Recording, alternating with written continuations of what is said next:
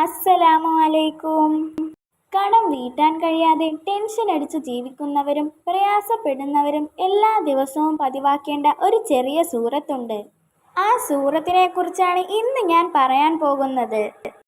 ഇതുപോലെ ചെയ്താൽ നമുക്ക് മുന്നിൽ കടങ്ങൾ വീട്ടാനുള്ള മാർഗങ്ങൾ അല്ലാഹു തുറന്നു തരും. നമ്മുടെ സമ്പത്തിൽ വളർച്ചയുണ്ടാകും.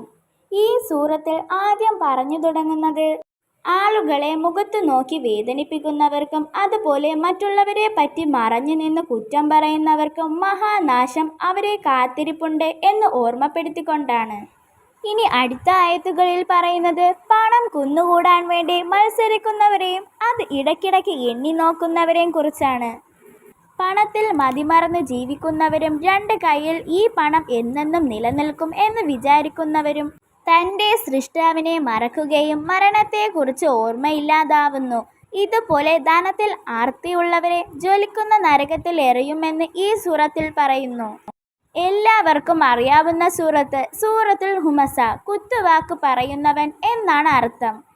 എല്ലാ ഫർള് നിസ്കാര ശേഷം ഒരു വട്ടം ഓതിയാൽ കടങ്ങൾ വീടാനുള്ള മാർഗങ്ങൾ തുറന്നു കിട്ടും.